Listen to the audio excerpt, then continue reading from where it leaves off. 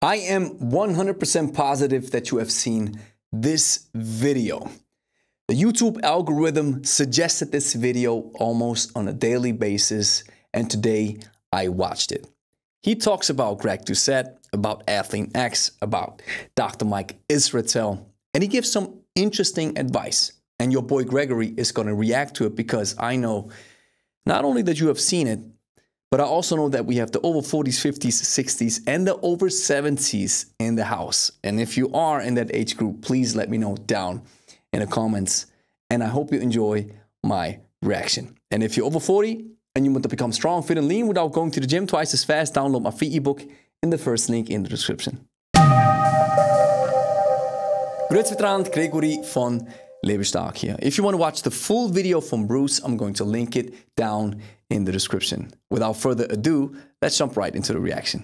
This was me 10 short years ago when I was 62, before I was diagnosed with Parkinson's.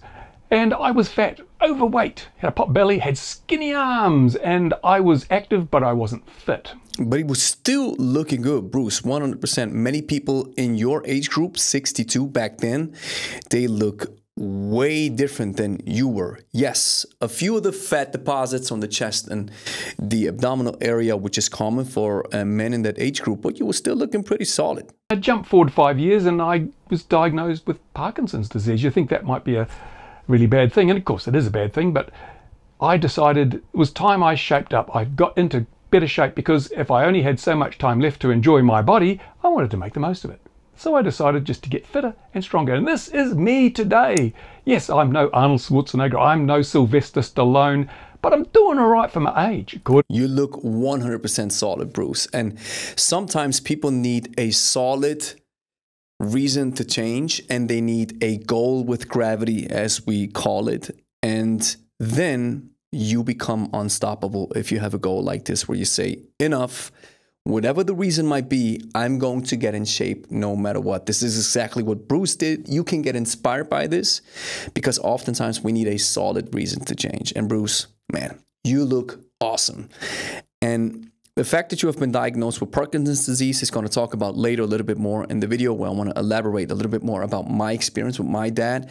This goes very close to my heart, and that's another reason why I want to react to this video. To what I read on the internet, I'm stronger than 95% of people my age. And you might ask, well, my goodness, how much work did you have to do that, to get into this shape? Well, I tell you, I have not stepped foot in the gym since I was 20, and then I went for one day and decided it wasn't for me.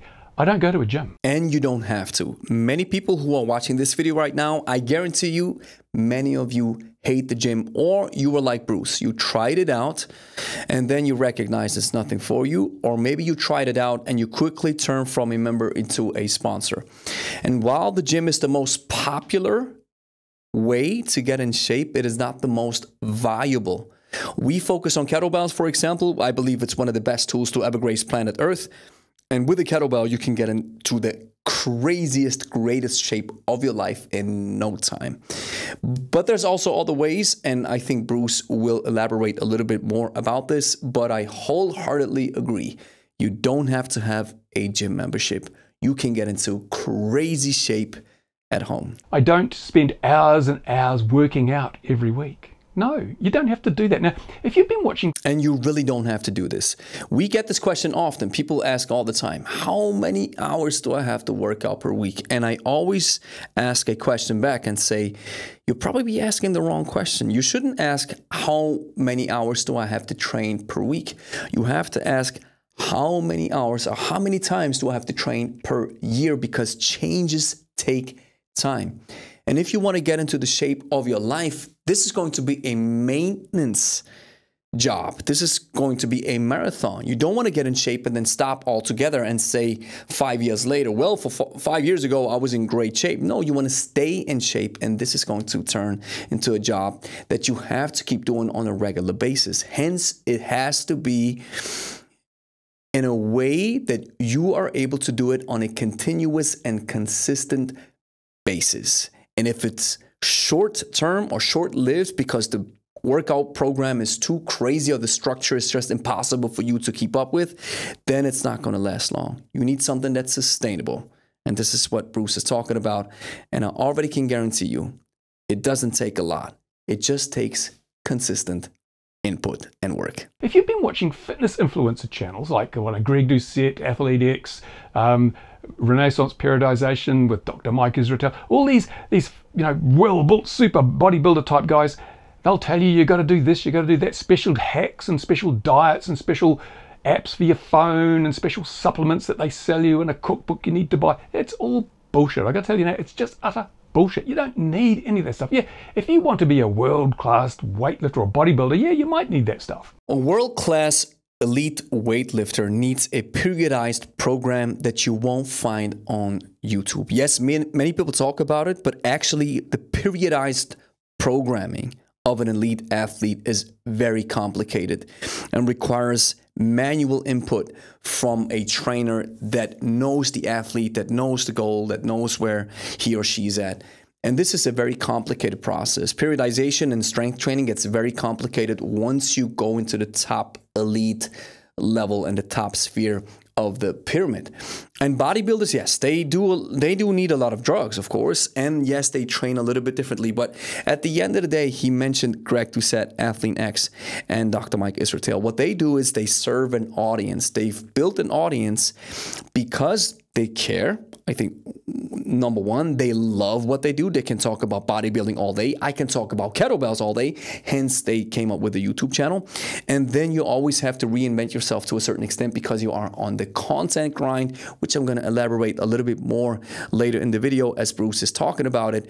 And it's probably not the issue that you need to watch all these videos because many people, they just fall in love with the creator and they have a personal connection to the creator, hence they watch all the videos. And once you've built a solid YouTube channel that has a lot of potential and gets a lot of revenue and gets a lot of views and traction, you have to keep feeding it.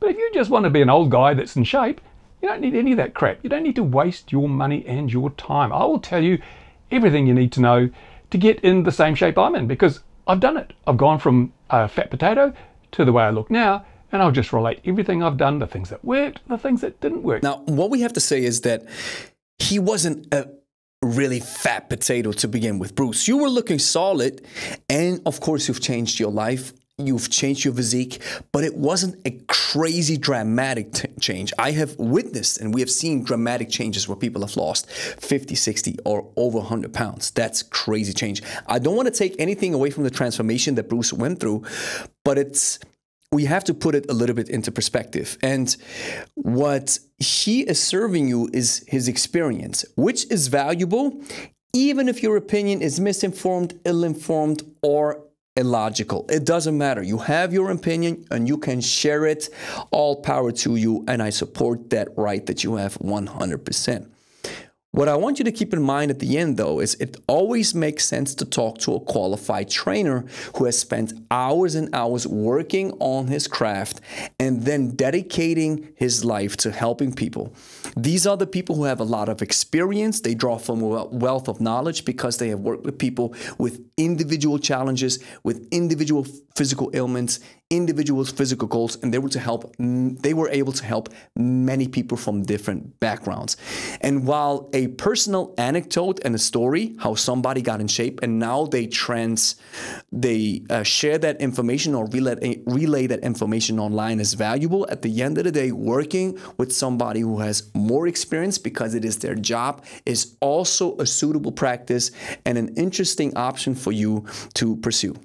Didn't work, and it's probably only going to be 4 or 5, maybe 6 videos because there's not that much you need to know to do what I've done, which makes me even more amused by these influencers. You look at them, they've got thousands of videos, over 1,000 videos, 1,600 videos, whatever, I forget. How can they turn something as simple as exercise into so many videos? Well, I'll tell you why. They come up with all these new ways of presenting the same information. Everything's regurgitated, and you've got to do this or it'll kill your gains, and you've got to, then once they've completely exhausted that, they've got into the drama. It's so funny. It's like once they've... It's a little bit of a cynical approach. It's a little bit that old man vibe. They do it because of the gains, they do it because of this. So no disrespect, Bruce, if you're watching this. But let me give you the perspective of somebody who's on YouTube. And yes, you can call me a YouTuber or an influencer, even though I don't like that description that much, but I have to recognize and realize the fact that I am part of this ecosphere. And I proudly am. So when you have a YouTube channel that generates revenue and that has become part of your business, it's not just a hobby, it is a business, it is a job, then you want to keep feeding it because you don't want the channel to die. If you stop uploading videos, your channel is going to get kicked out of the algorithm. That's an unwritten law that we know in the YouTubeosphere, and you don't want that to happen, especially if you spent a lot of time, money, or whatever investment it may be into the production and the building up of a YouTube channel. Second, it probably is that you are passionate. You love to talk about stuff, or you love to talk about that particular topic. Just like I mentioned a little bit earlier, I can talk about kettlebells all day, every day. And so since I love this and I can talk about it, I have found an audience and I have made a business out of my hobby, and now it sustains me and it is part of my life and it's part of my income. So you always have to look at the dynamics that change a little bit if you only do something for a hobby or it becomes your job. And if you're passionate, I recommend for you too. Go ahead and make videos and talk about it. I have over 2,000 videos on this channel because I'm so passionate about kettlebells. And of course, I try stuff here and there, but at the end of the day, I want to feed the channel and I love to talk about the stuff that I talk about. And I love to serve you guys. I love to serve my community and the audience that I've built, because I know that you and I, we both have formed an emotional connection with each other. And he says that sometimes YouTubers are regurgitating the same information all over time after time after time. And while that is true, at the end of the day, it is called a content grind or a content mill. We have categories, we have certain videos and certain productions and certain content that works better. We try out new things, but of course we always want to serve the audience. It's like a TV station that pumps out continuous stuff to serve the audience, and we do the same. We find out what works and then we continually serve what works. So it might be, in my case, the 10 best kettlebell exercises for over 40s, and the video, I used that type of title and thumbnail and idea maybe 10 years ago, but now 10 years, a couple of years later, I am way better. I have more information. Now I can add new information to the table. So regurgitating maybe looks at it from a very, very critical and very negative perspective, which I get. But you can also use the same approach and add new layers on top of it, new information. You get quicker to the result, and maybe somebody has to hear a good thing, a good story, maybe 5 times before they get it. And he also mentioned drama. I get it 100%. But at the end of the day, you and I, we both have watched the video from Greg Doucette. No matter what you think about Greg or the other influencers involved, even though Jeff from Athlete X is not that drama focused, even though he had his controversy, everybody watches drama once in a while. It's a little bit of entertaining. And at the end of the day, if somebody made it their specialty and now they became famous for it and they make a lot of money, I mean, Godspeed to them. You don't have to watch it in the end. Once they've run out of things to say about exercise, now they're getting into criticizing each other and attacking each other. It's drama, left, right and center. It's all clickbait. It's all crap. We're not having any of that here. I'm not pitching you any supplements, because you really don't need much in the way of supplements. Some things that will help, and I'll cover those, but you don't need all this fancy, testosterone boosting crap. You don't need a fancy app on your phone. If you can't remember the basic exercises I'm going to show you, well then you should be in a rest home already. Now I get where he comes from. And I do see his point of view, yet at the same time, there's nothing wrong with pushing your product. There's nothing wrong with offering information for free and then selling your product in the end. This is how many businesses operate. This has been a centuries, or this has been a marketing idea that's been around for years. Nothing wrong with it. And maybe, Bruce, if you recognize and realize that your channel has potential and you draw an audience and you suddenly want to monetize it because you recognize you might make a living off of it while serving your community. There's nothing wrong with it. And if you come up with an app one day or a product, Godspeed to you. So yeah, my goal is to try and bring you along the path from being like I was 10 years ago to perhaps like I am now. And it doesn't take a lot of effort, doesn't take a lot of work. As I said, no gym subscription required. You can use things around the house to start with. And if you find you're really enjoying it and getting some progress, then you might want to invest in something as simple as a pull-up bar or a dip bar. I spent about $100 on mine. It sits in the corner of the room. And to be honest, I'm in a tiny little room here. This is my little office, which doubles as my office, my workspace. And these are super solid chin-ups, 100%. Respect, Bruce. I love seeing this. And at the same time, if you want to get into chin-ups, it might be a little bit difficult for you to get started. Some body weight exercises, I like how Pavel said it, they look very innocent, but they can be very challenging. And so that's why I believe a kettlebell might be very interesting for you. And we have seen that the over 40, 50, 60, and the over 70 crowd loves kettlebells. So make sure you download that free ebook in the first link in the description. And my exercise room. And I do all my stuff in here. So you don't need space. You don't need to spend money. You don't need space. Not needing space is something that I get wholeheartedly. Again, this is where kettlebell comes into play. And yes, you have to spend some money to get a kettlebell. And sometimes I don't see the point of always saying, well, you don't have to spend money to get in shape or get fit. Yet at the same time, we spend money for everything else, to go on vacation, to buy cars, to even gamble at the casino or whatever. And you only spend your money where your interests are and what is valuable to you. So maybe once fitness or even kettlebells for that matter become very valuable to you, you spend more money. And he mentioned supplements as well. Here's the way I see when it comes to supplements. Make sure your base diet is down pat. This is 90% of the whole game, is making sure your diet is solid. And then maybe a whey protein makes sense, because a whey protein adds some more protein to your table, and eating more protein is always good if you want to get in shape, because when you train hard, you have to eat adequately. And this is where, especially if your focus is building muscle, this is where protein comes into play. And getting a whey protein shake or mixing it with something else, with oats or whatever have you, especially the whey protein in and all by itself doesn't add a lot of calories on your daily diet, which makes sense, while upgrading your protein levels. And maybe creatine, because it might allow you to perform a few more reps when you go about it and train intensively. Just need to think to yourself, I want to change. I want to change. A little bit of self-discipline required, but not a lot. 10 minutes, 3 times a week. That's all it takes. You don't spend hours and hours slaving away, no pain, no gain. No, 10 minutes, 3 times a week.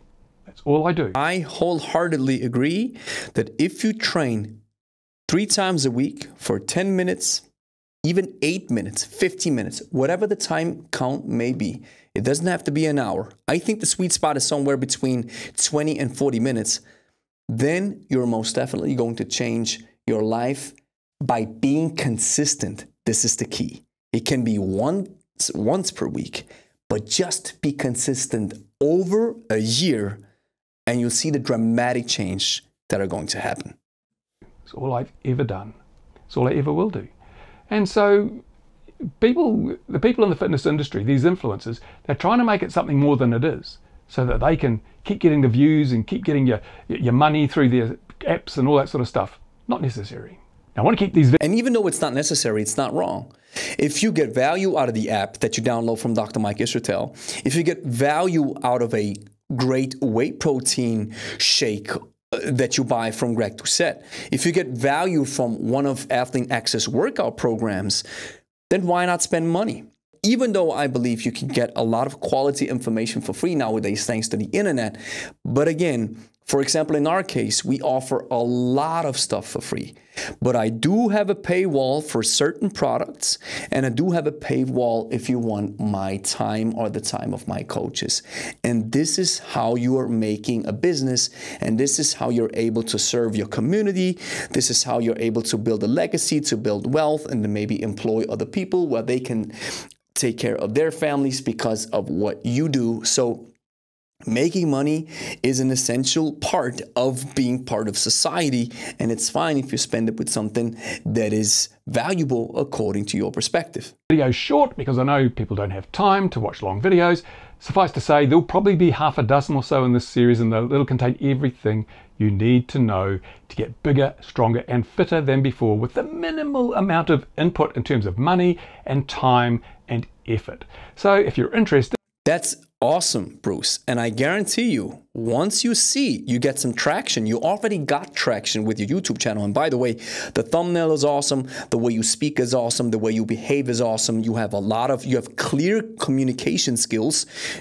You have a great skill set to be a YouTuber, honestly. I guarantee you, you won't stop at 6 or 10 videos because you recognize that there's an audience that you have reached. You've held your fingers, you've tipped it, or you've stuck it into the hornet's nest, and now the audience is waiting for you and you're building it. So you will continue to make videos, which is totally fine. So if you're interested, make sure you subscribe, click the bell so you know when a video comes out. Go down, leave a comment, encourage me because this takes my time.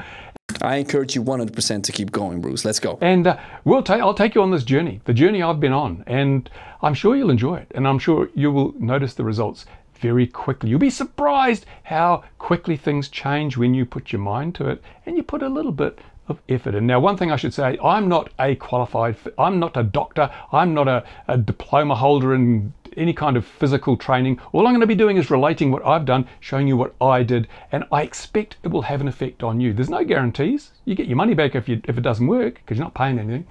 But one thing I would advise, if you are older or you've got some kind of pre-existing medical condition, then get a clearance from your doctor. Go to your doctor and say, look, doc, I'm thinking of doing some exercise. Will I die? I like that. I like his approach. He's very humble in that regard where he says, hey, listen, I'm not a professional. I'm just going to share my experience. I like that. And sometimes you even have to be careful when you ask your doc, because we have seen that some doctors recommend to not train at all, or that strength training is dangerous. If that is the case, if your doctor recommends this to you, I highly recommend for you to get a second opinion, maybe from a doctor that's a little bit younger. And get him to sign you off. If you've got high blood pressure or something, he may advise you to take things even more slowly than I would be advising. But just get that clearance. I don't want to be the cause of someone keeling over and dying. I want you to be better, stronger, fitter, not dead in a box. So make sure you check it out with your doctor if you've got any doubts at all. But if you're just a regular guy like I was at 62 or at 65, and especially if you've got Parkinson's, because it does wonders. I mean, I was diagnosed 5 years ago. I'm still not taking the medication regularly. And that's awesome. And let me just mention a little bit more about Parkinson's disease. He dives a little bit into his experience, and he says, everybody's journey is different. I've seen the journey from my dad. He was diagnosed with Parkinson's when he was 79 years old, and he passed away a couple of weeks ago with 84. So Parkinson's disease, I do get movement is awesome, training is awesome, and making sure you keep that strength alive is awesome, because Dr. Vladislav Krajewski said that strength is a natural companion of health. I wholeheartedly agree. I underline this. This is awesome. This is great. However, sometimes you have to play the cards that you have been dealt with. Parkinson's disease is a devouring disease. It devours your brain week after week, month after month, year after year. And maybe it plays a role how old you are. He was younger than my dad, and so his Parkinson's journey might be completely different. He might have a different form. But then when you look at very young dudes, for example, like Michael J. Fox, it looks like he has a very serious and critical condition of Parkinson's disease. And as far as I'm aware, this guy's 50 years old or 55. And look at how Muhammad Ali was like. And I've seen the journey with my dad. My dad trained with me 8 years, once in a week, and we were going balls to the walls in the beginning. And then, of course, we had to really dial it back and back and back and back as he lost all the capabilities and the motor abilities. It was tough to watch, but I'm still grateful, because my dad was the most awesomest human being alive. I had such a great bond with my dad, and I missed him so dearly. But at the end of the day, it might be tricky. Diseases are tricky, but moving and training and staying as fit as possible and staying in shape can be a contributing factor to your well-being. That's why I recommend strength training, getting fit, or just staying fit and using all the requirements and all the tools necessary to stay in shape at your age that you are right now, which I believe the kettlebell is one of the best tools to do this, then go ahead and do it. And just in case if you're wondering what kind of kettlebell I'm using, it's the Pro Kettlebell by my friend Nikolai Puchlov, proudly made in the USA. Check the link in the description to get your Pro Kettlebell right now.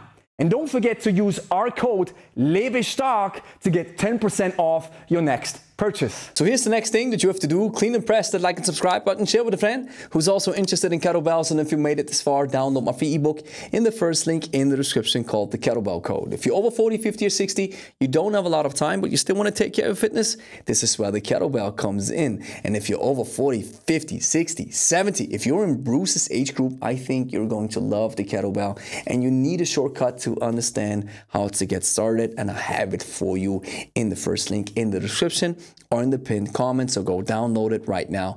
It's 100% free.